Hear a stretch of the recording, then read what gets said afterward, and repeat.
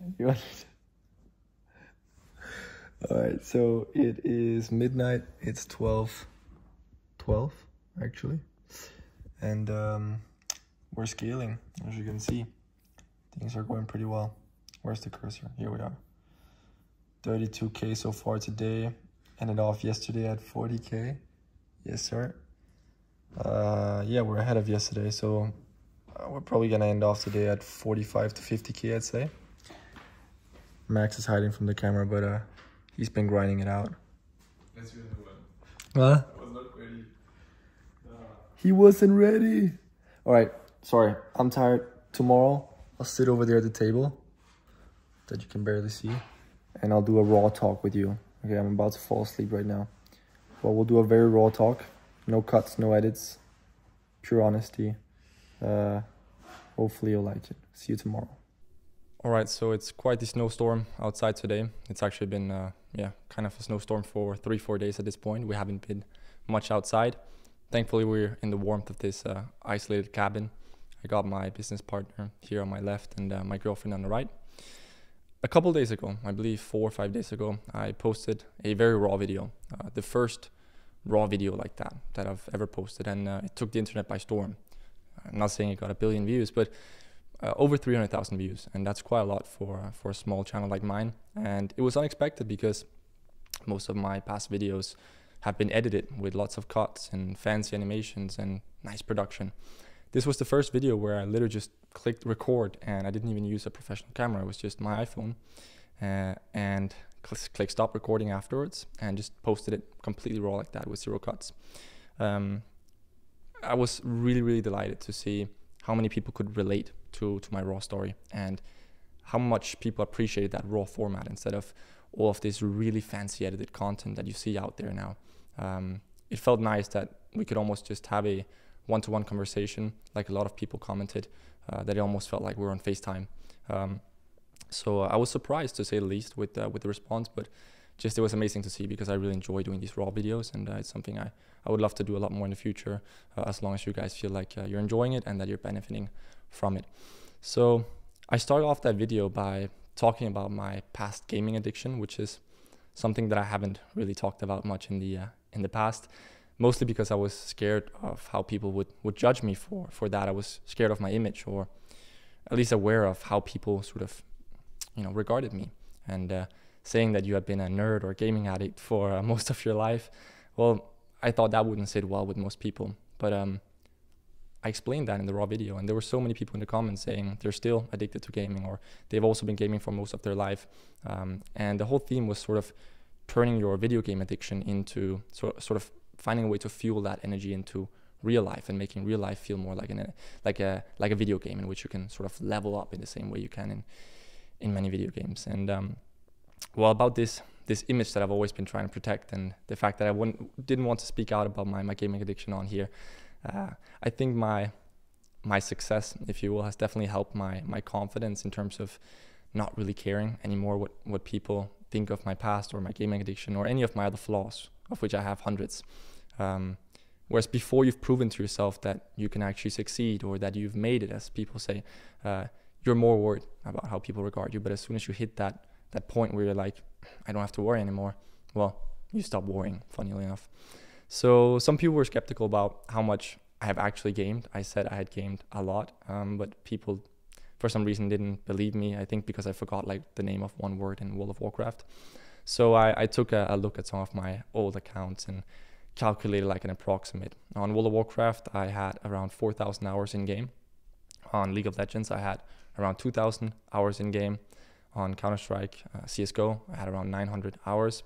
Call of Duty Black Ops 1 and 2, I couldn't find the hours, but I played that pretty much nonstop for 2 years in total between the two games. And then there were other games in between, obviously. I played a lot of Minecraft as a kid. What I'd say is Counter-Strike, Call of Duty, Minecraft, League of Legends, these were the bigger wastes of time for me. Whereas a game like World of Warcraft, even though it's the game I spent the most time on, was probably a better use of time, because at least it taught me to speak English, which is not my native language. And it just taught me strategy, because it's like an open world game where you can navigate, and there's a community, there's a civilization, if you will. Whereas when you compare it to some of those other games, it's like you're in the lobby and then you come into a game, and then when it's over, you can start a new one. All right, it's not progressive. It's not an open world that you can progress in the same way.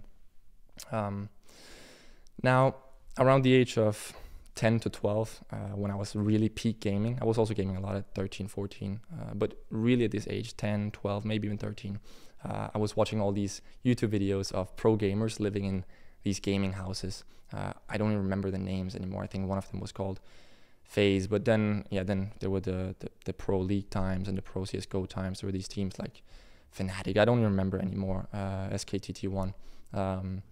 They had these gaming houses where they just wake up, they live and sleep in the same house, and then they just sit in the gaming rooms and all play at the same time every day. And I thought that's really the dream life. And so at this age, I was actually aspiring to be a pro gamer. I thought that's what I want for my life. That's my ultimate goal. And so I was putting in the hours, as a lot of the people could relate to in the comments on the past video, 6, 7, 8, 9, sometimes 12 hours a day, sometimes even more than that, out until 4 or 5 a.m. Even on school days, like looking like a zombie in school the next day. It was not good. And it also obviously resulted in a lot of arguments at home. My parents, which I can understand, were frustrated, right? Like when I started in school, in elementary school around 6 or 7 or whenever you start, in those years I was in the 0.001% nationally of like skill in math or mathematics competence. And by the sort of the middle of elementary school, I was below average in my grades because I just couldn't focus on my homework. All I could think about was video games. But lots of arguments, threats to throw out the PlayStation, threats to throw out the PC. Eventually at 15, 16, I think I just kind of grew out of it from one day to the other. And that's really fortunate because that doesn't happen for everyone. There's a lot of the friends I was gaming with back then that are still gaming every day nonstop.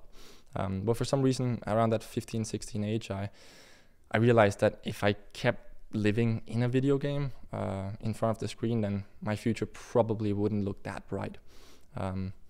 And so, just a little bit more background for those of you who don't know me. I mean, I'm not a rich kid, despite what a lot of the people in the comments on the last video seem to think, that I grew up with money or with a trust fund.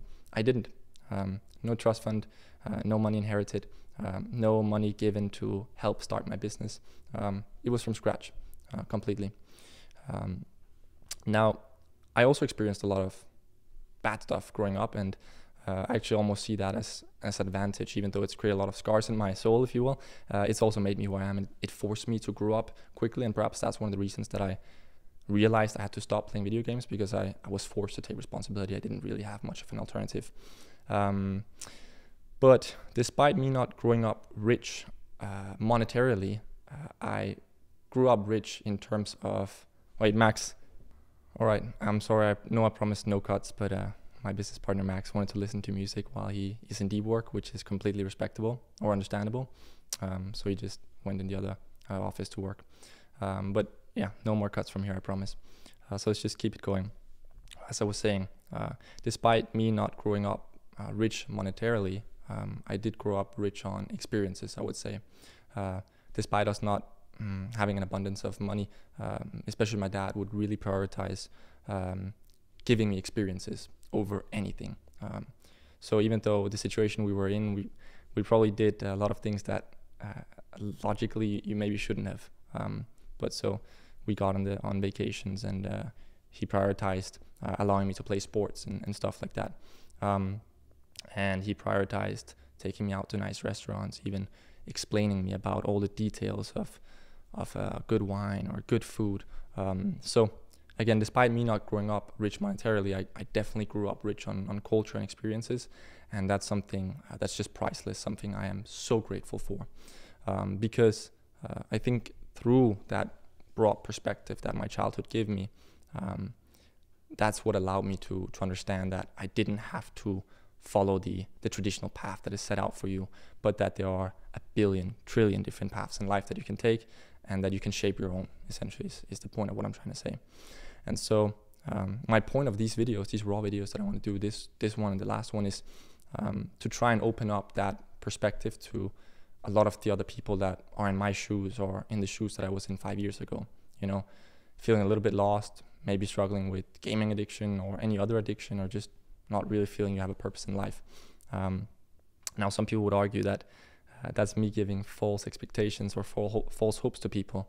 I don't see it that way. I'm really grateful that I was shown what was possible, because that's what allowed me to try. And I've tried, and it's worked out pretty well for me. So yeah, that's I think the goal with these videos. Now, there were, I would say on the last video, there were 90% positive comments. For the first couple of days, there were only positive comments. Again, you guys really liked the video, but then as it really started going viral, if you will, and it really started picking up the pace, and I think the algorithm started promoting the video to audiences outside of my normal audience or type of audience, that's when a little bit of skepticism or even hateful comments started rolling in. These ones saying, oh, you're giving false hopes, or this is a scam, stuff like that, you know. And instead of this sort of deleting those comments, I actually just decided to respond to all of them, because I believe in discussion, I believe in open discussion, I believe in logic and talking about things instead of yelling at each other or cursing at each other in discussion. Just be rational, be objective, let's analyze the facts and come to a conclusion based on that, right? So I actually responded to all the hate comments, more so than I was responding to the positive comments, which I think is a good thing to do instead of just deleting and silencing criticism, right? Now, I want to give a little bit of perspective here in terms of making money, right? The last video was called making 500K per month, the raw reality of making 500K per month. This one is probably going to be something like making 46K a day, which I hate saying how much I make per day, but yesterday we did $46,000 in profit in a single day. And yeah, that's not every day that we do that, but it's just scaling up right now. And so I'm pretty confident we'll be hitting 100 or even 200K days pretty soon. So the 500K a month, raw reality of 500K a month from the last video, that might even be an understatement. I think we're going to be looking at multi-million-dollar months within the next 6 months. Yeah.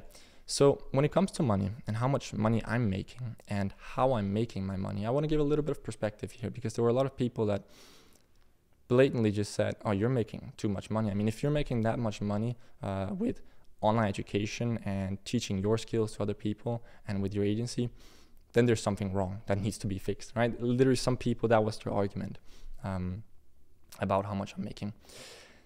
Now, let's break it down, right? Some people were skeptics saying, oh, you're making all of your money only by teaching others. That's not true. I mean, in the past, when I started my first online business, my first profitable online business, that was a social media marketing agency. And I scaled that to $20,000, $30,000+ per month before I started teaching it to others, right? Then yes, in the past 4 years, 4 or 5 years while I was growing that course, it got to a point where I was making more selling the courses than I was with my traditional agency.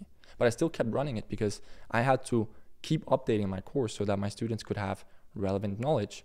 And so if I stopped running my agency during that time, well, then I wouldn't have new input to update my course on, right? So it's the same thing now. I've started a new type of agency a couple months ago, which some of you will have seen. And in the first 7-8 weeks of running that agency, I made around $150,000, right? That's pretty good, but it's not as much as I'm making selling education, right? As you can see yesterday, 46,000 in a single day. We're doing 500 to $1 million months, right? So that's more than the 100 to 200 grand I can pull in with my agency per month, right? And some people, well, a lot of people, seem to find it wrong or unfair that I'm making more teaching than I am with the actual business I'm teaching. And I simply don't understand that perspective. If I'm making 100 to 200 grand a month working with 10 to 20 clients in my agency, that's good, right? But why is it then unfair if I'm making an extra 500 a month teaching thousands of students how to do that thing on top? I'm impacting 10 to 20 clients with my agency and making a couple hundred grand with that. That's cool. With my education, I'm impacting a couple thousand students and making more with that. What's the problem here? I legitimately don't see it. Now, for perspective, I want to compare this to some other industries and how some other people make money, right? We're going to come back to gaming. You got, for example, Riot Games, right, which owns League of Legends. To my knowledge, Riot Games has 2 co-founders. Their net worth is approximately 200 million each, right? You got Blizzard, or Blizzard, which has created World of Warcraft. To my knowledge, there are 3 co-founders of Blizzard, and the one I looked up had a net worth of 500 million, right? So $500 million.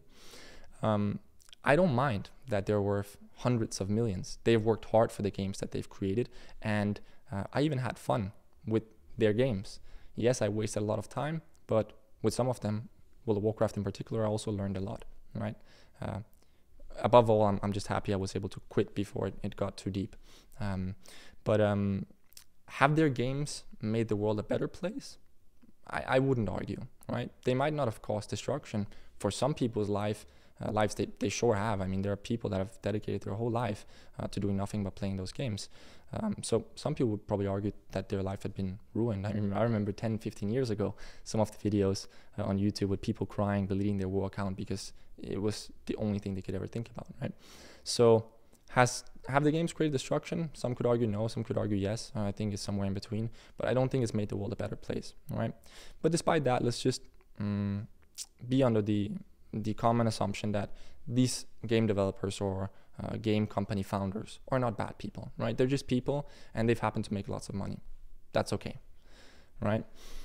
The point is, some people make money creating video games. That's okay. And despite, again, many people becoming addicted to those video games and wasting their life away, let's just agree that they're good people. What I find crazy is you got people like Drake, right? One of the biggest musicians on earth. One of the biggest artists of our generation. Banger after banger, right? I've listened to a lot of his music throughout the past 10 years. And a lot of you have probably too. Most of my friends have, right? He's created lots of good music. But when he promotes online gambling, for example, on Instagram or other streaming platforms, most people don't bat an eye. When he wins $15 million in a rigged roulette game that he wins with money that he's gotten from sort of a secret partnership with these online casinos that only aim to promote the online gambling on this online casino to you to get to think that it's suddenly cool or okay to do online gambling, nobody bats an eye. I find that pretty crazy. It's okay that Drake manipulates 100% of, well, let's just say hundreds of millions of people into thinking that online gambling is normal or it's okay and it's fine. It's something you can do casually while having a couple of drinks with your friends. That's a good way to have fun. He does that. Nobody bats an eye, right? You got people like Dan Bilzerian hanging out around models with everything artificial all day, right? Selling vapes and alcohol and playing poker, right? He's a legend, right? He's a legend. Now, you know what? I don't even mind. This guy, Dan, for example, he's just doing his thing, right? He's definitely not making the world a better place. Is he causing destruction? You could argue. I mean, vapes and alcohol, I mean, it's definitely not a valuable thing to sell to people. But again, as people will argue, well, it's their own choice if they're buying it, right? So let's just put him in the middle and say he's creating nothing. He's just living his life. But apparently that makes him a legend, right? But me making pretty good money teaching what I've learned and picked up over 5-6 years of hard work and experience, failures, money lost, money gained, client relationships, just work for 5 years, nonstop, dedicating my everything to this. Me making good money teaching that to other people, well, that makes me a scammer, right? But the game company founders worth $500 million whose games have impacted tens of millions of people to spend their whole life just playing video games. The people selling vapes and alcohol, they're fine, right? The artists promoting online gambling and ruining people's economy completely financially by getting them into gambling so they can lose everything. He's just an artist. He's a legend, right? But I'm a scammer for making money teaching what I know to other people that are actually getting amazing results with what we're teaching. So this video is kind of a follow-up, right, to the last video, and I want to address some of the concerns that people had, or even the hate, as I'm already doing. Most people liked the video, right? More than 90% of the comments were positive, but then the hate started rolling in. Again, I decided not to delete the hate because I believe in the discussion element. Some people that were less hateful, but were more just skeptical. They would say, but you're giving people false hopes and expectations by teaching them your business and telling them that they can do it too, right? This is a very common argument against an online business course, right? You're giving people false hopes and expectations. They're investing into your education and there's no guarantee, right? There's no guarantee. So essentially what you're saying is, I'd be a better person if I just shut my mouth, kept my experiences to myself, kept everything I've learned to myself, and as a result, not impacting any people with my lessons, experiences, and expertise that I've gained over 5 years of work.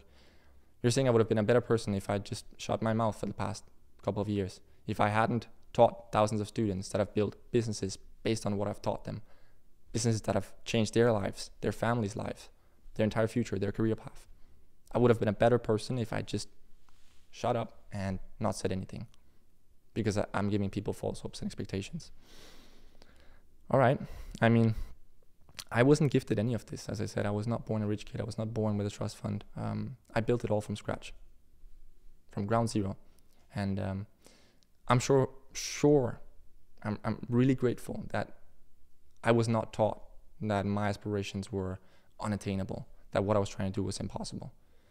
I'm really happy. I mean, of course I faced adversity. Of course I felt resistance from some people around me. Of course my parents were worried too when I said I wanted to go all in on online business. But they didn't tell me to stop, right? They didn't tell me that I should just quit my dreams because they were unrealistic, right? They said, okay, go for it, but be careful, right? They were supportive, and I'm very grateful for that. I'm very grateful that, again, the world was open up to me and I was shown that you can do your own things. So no, I don't believe I'm a bad person for sharing my experiences. I don't think I'm giving people false hopes and expectations. There are no guarantees in life. I would say the only guarantee in life is that everybody has stuff to deal with. Everybody, despite their level of wealth, has problems to deal with every single day. It might be different problems, but everybody has problems to deal with. Trust me. So let's get some perspective on what your chances are of succeeding in different realms of life. I did a couple Google searches. If you're born and raised in England and you go to school, and from school, from elementary school age, you, along with all your friends, you know, as it is the culture over there, also my home country, you're playing soccer, right? Your chances of becoming a pro soccer player that gets into the Premier League is 0.012%, right? I believe it was 1 out of 8,333 or something like that, right? Those are the chances of becoming a pro soccer player. If we talk about football in the US, right, it was pretty similar results. US, you're a high school, you're a football high school player in the US, your chance of going pro and making a living out of it, 0.023%, right? 0.023%, right? So that must be around 1 out of 4,000 people approximately. Tennis, which is my favorite sport. If you're not in the top 100 of tennis players worldwide, you're struggling to make ends meet. It's so expensive. It costs millions to become a pro tennis player. You have to travel around. And if you don't make it into the top 50, I'd even say you're not going to get rich, right? But there are millions of tennis players around the world trying, right? If we look at successful online business owners, what are your chances of making it in online business? They're definitely more than 1 in 8,000.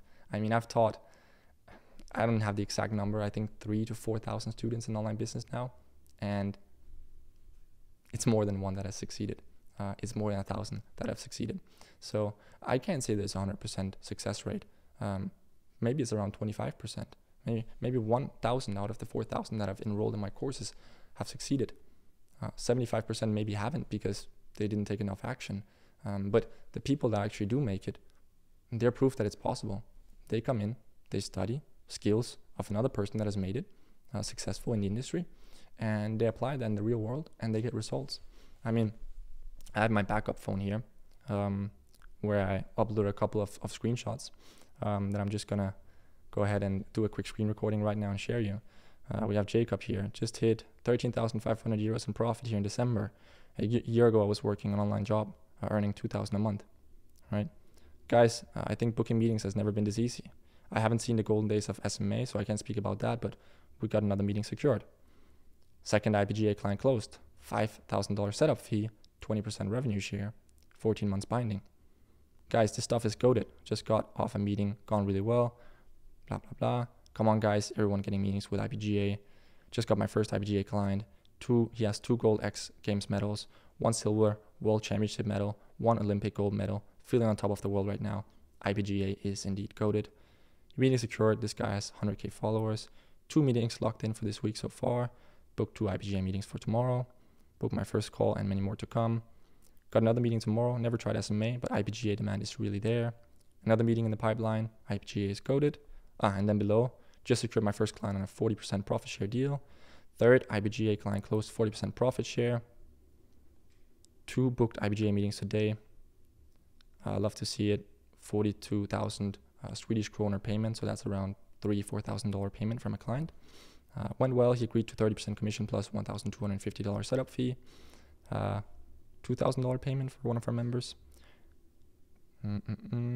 Huge client closed, 30% profit share deal. Just got a meeting booked. Guys, I could go on and on here. Closed 2 clients today in the personal training niche. Client closed. Another meeting in the pipeline. Leave some for the rest of us. Second day of outreach and already first meeting booked. First day of outreach, meeting booked for next week. I got a client about next week. Okay. Let's see what else we got. Third meeting booked. 3 meetings booked and 1 client signed today. 40% profit share. 1K setup fee. 2024 gonna be crazy. First meeting booked. First client signed. £2,000 setup fee. 30% profit share. First client closed. $4,500 setup fee. 45% profit share. $2,800 client payment. Second client closed, $850 setup fee, 15% revenue share. Okay, just signed my first client. Meeting booked in. Booked first call. I have more news, guys. This is the same guy from before.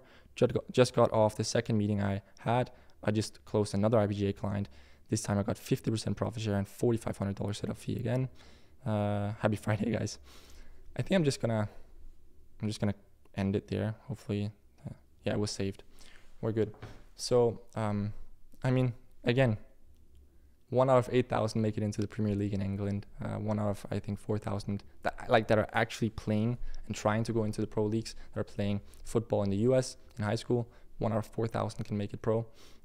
Tennis, I don't even know the numbers. I didn't Google it, but it's like 1 in a million. It's so hard to make it to the top.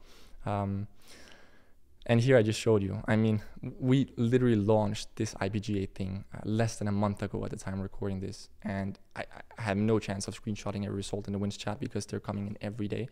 But I just showed you more than I can count. I don't know how many it was, 20, 30, 40, just out of a couple of hundred that have enrolled in the last month, right?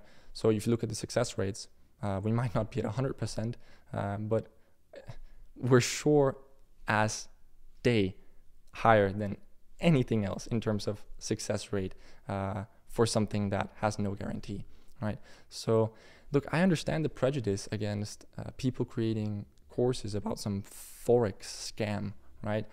People are literally making money, getting you into like a Forex trading signal group where they're making money the more money you lose, right? I understand the prejudice, but can we not put all types of online education in one box? I think that's pretty ridiculous. You can clearly see what we're teaching is technical knowledge and it's generating results for our members. They've never been happier with their investment. We haven't charged them 100,000 plus like most universities do.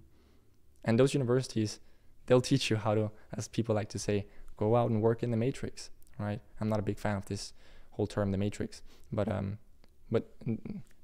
a lot of college graduates or university graduates, they end up working jobs they don't enjoy just to make ends meet.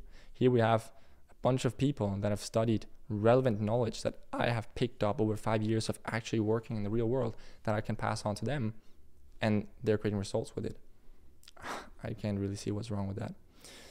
But if you for some reason can't tolerate people making big money teaching their skills to other people because you can't distinguish a Forex scam or online gambling from real business and technical knowledge, then it might be a difficult discussion we're going to have. I'm not sure where that's going to take us. Then another sort of less aggressive I guess, critique was, well, okay, I understand your perspective and that you want to turn your life into a video game and make it to the top, but I prefer a chill and more creative lifestyle. That's okay. Most of my childhood friends are in that exact same category. They like to chill, they like to smoke weed, and they're very creative. Between the ages 14 to 18, I was also smoking a lot of weed with my friends and chilling and getting creative, playing some more video games and maybe trying some video editing or some different creative things. But there are a lot of people that just haven't stopped, right? They just continue down that path, and that's fine. Like, I'm not going to tell you what to do. If you want to smoke weed every day, that's fine. If you want to eat junk food every day, that's fine.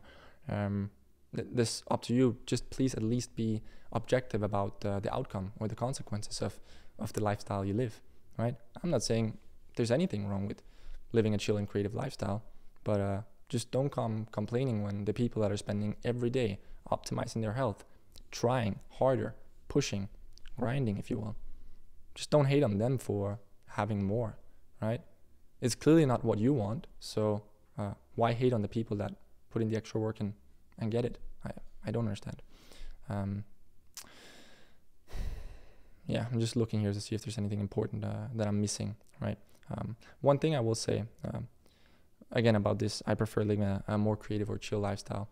When I was younger, I saw myself as a 100% purely creative person. I loved to draw.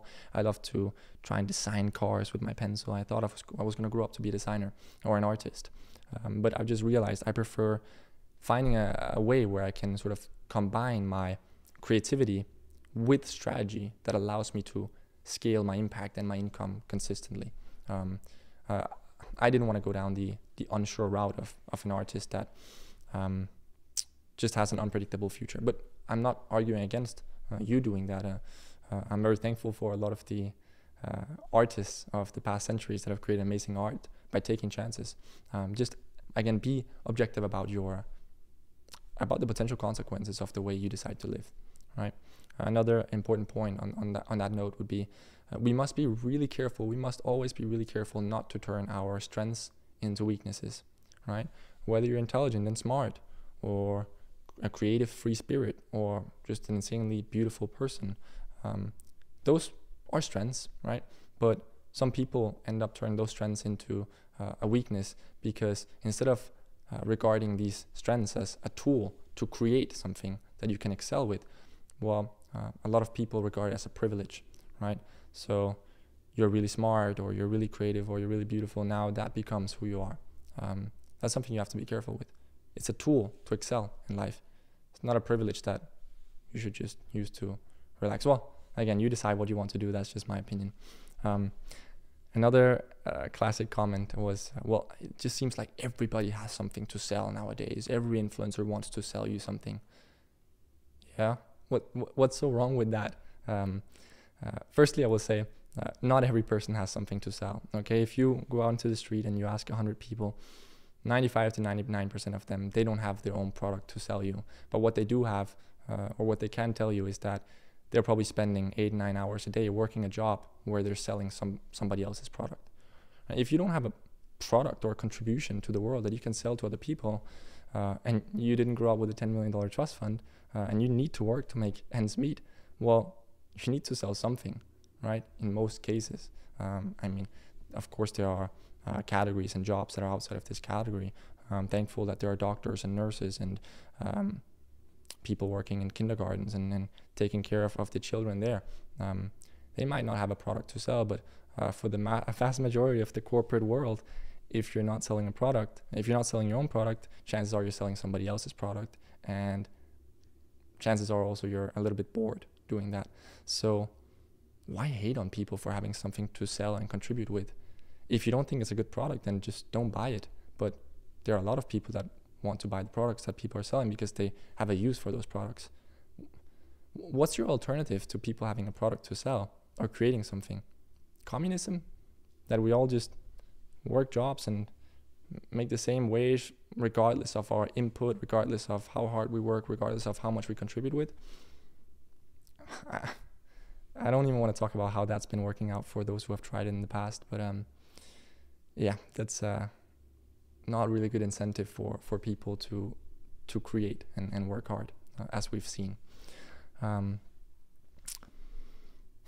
Yeah, I guess one last point on that note would be people seem to love to hate on people that are on the come up, right? Like myself, 500,000 or $1 million per month, as I'm in between there right now. That's a lot of money for a lot of people, but it's not even a drop in the ocean if you compare billionaires, Saudi oil families, or weapons manufacturers that supply warfare. But yeah, they're not horrible people. They're just producing the things that are necessary for the world to go around, right? But I'm a horrible person. I'm a horrible person for teaching everything I know to people that can benefit from it. Yeah.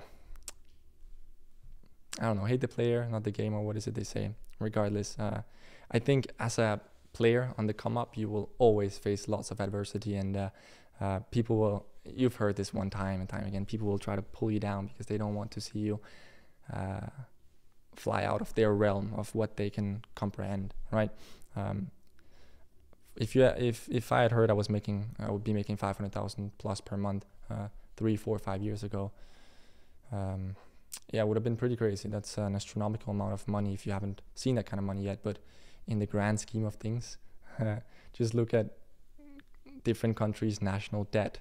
Just look at how much money goes into warfare. Look at how much money goes into, I don't know, car production, oil trade, commodities trade. I mean, 500,000 is nothing in the grand scheme of things. But it feels more tangible because I'm an individual making that, right? I'm not some warlord controlling society behind the scenes. I'm just here in front of you, raw, up front on the camera, telling you how much I've been making, not to brag, but to show what's possible, and to enable. That's my mission. To end this off, I'd say education is required to create skilled people, and skilled people are required by all means for civilization to go around. I mean, without education that creates skilled people, well, we reduce ourselves to animals. We can't create anything without skills and without knowledge and education. It's the core fundamental pillar of a thriving civilization. And there are many ways to educate yourself. You can go to elementary school, you can go to high school, you can go to university. In between or after, you can read books, you can listen to podcasts. There are so many ways to consume knowledge and so many ways to share knowledge, right? And with the internet, it's just opened up a whole new array of ways to consume knowledge. It seems many people are stuck in the past. Often I feel like if I just wrote everything I teach in my course into a book and I published that, people would be like, that's it. Like everybody, even the haters, they'd be like, oh, you're so cool, you've published a book, you're an author, you're official, right? But because it's in an online course that I'm teaching, which is a far more efficient way of producing and consuming knowledge than reading a book, well, that's stigmatized. Like, that's, stay away, right? I'm not triggered, guys. I'm smiling. Some people might think I'm triggered. You can think what you want. Things are working out pretty well for me. That's one thing I know for sure. And things are working out pretty well for the people who are deciding to join our membership, sort of our group, right, that are studying what I'm teaching. But you don't have to. You can do whatever you want. You can do exactly what you want with your life. I just don't see any reason to hate the player that's on the come up. There are players that are doing far worse things, but they're legends, right? Drake promoting online gambling, Dan Bilzerian selling vape pens. They're legends, right? Or even just the mega corporations that I don't even know what the name of the owners are, but the people that produce the junk food or that put the chemicals in your food that you're eating. I mean, you're hating on me for being on the come up while mindlessly working for or even just consuming the products of large corporations that are poisoning you, right? You'll eat some junk food produced by a real evil corporation that's creating real destruction and real exploitation. You'll be eating that, but I'm the bad person for teaching. Anyway, I'm just trying to put this up as kind of an ironic argument because I find it wild. Now the last thing I would say here about online education is I just read that the online education industry has just surpassed the gaming industry, funnily enough, in terms of market cap. Yeah, that's pretty interesting. I didn't expect that. I thought the gaming industry was still far bigger, but the online education industry is now officially in the market cap bigger than the online gaming industry. The difference here is you don't need a $10+ million budget and hundreds of developers to contribute to online education. You can do that yourself with your skills. I mean, if you don't have valuable skills or expertise, then you shouldn't create an education. Then you can help other professionals create their education, which is also a really profitable endeavor, which is what we're teaching in IBGA, for example. But if you do possess skills and expertise that others could benefit from, you can contribute to the online education industry, again, without hundreds of developers and tens of millions in a budget. And the outcome of building it is not going to be millions of people being addicted and wasting their life away at your game. The outcome of turning your expertise and valuable skills into online education is there are interested people that are going to study it, benefit from it, and carry it out into the real world and actually create something with it. So yeah, think what you will about me. You can express your opinion. Please go ahead. I mean, again, on the last video, most of the comments were really positive, but of course the controversial ones are always more controversial, interesting. So comment what you want. I hope you enjoyed this casual raw talk, except for the one cut where Max had to go to the other office to work because he wants to listen to music. That's cool. But yeah, oops. I hope to see you in the next video.